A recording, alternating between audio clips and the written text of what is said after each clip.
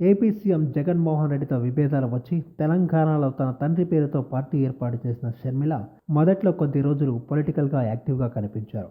పాదయాత్ర పేరుతో హడావిడి చేశారు. కొన్నిసార్లు ఆమె మాటల పరిధి దాటడంతో పోలీసులు అరెస్టు కూడా చేశారు.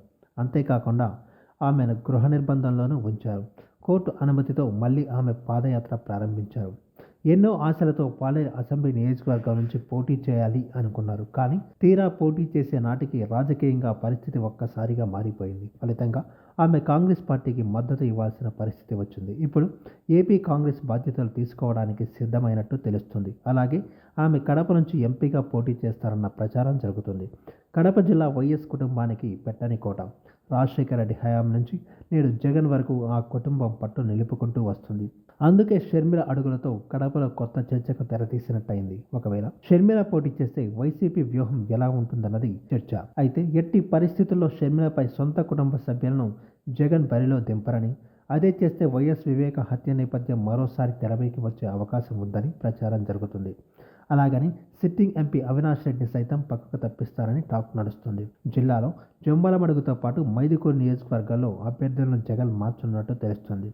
అవినాష్ రెడ్డిని జమ్మాలమడుగు అసెంబ్లీ స్థానం నుంచి పోటీ చేయిస్తారని సమాచారం. ఇక్కడ సిట్టింగ్ ఎమ్మెల్యేగా డాక్టర్ సుధీర్ రెడ్డి ఉన్నారు. మాజీ మంత్రి ఆదినారాయణ రెడ్డి అన్న కుమారుడు భూపేష్ రెడ్డిని ఎదుర్కోవాలంటే వైఎస్ కుటుంబ సభ్యులు అయితేనే సరిపోతారని జగన్ ఒక నిర్ణయానికి వచ్చారు.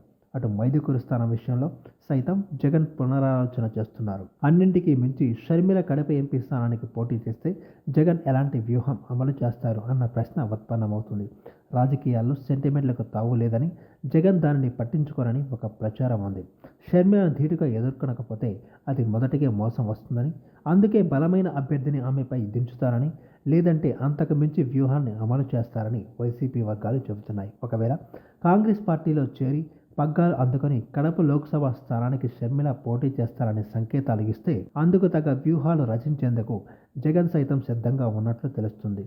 ఒక విధంగా చెప్పాలంటే షర్మిల అడుగులను బట్టి జగన్ వ్యూహాలు ఉంటాయని వైసీపీ వర్గాలు చెబుతున్నాయి. అలాగే షర్మిల కూడా గెలుపు కోసమే ప్రయత్నాలు చేస్తారు కాబట్టి కడప పోటీ రసవత్తరంగా సాగడం ఖాయంగా తెలుస్తోంది. ఈ వీడియో మీకు నచ్చినట్టయితే లైక్ చేయండి, షేర్ చేయండి, కమెంట్ చేయండి, సబ్స్క్రైబ్ చేయండి.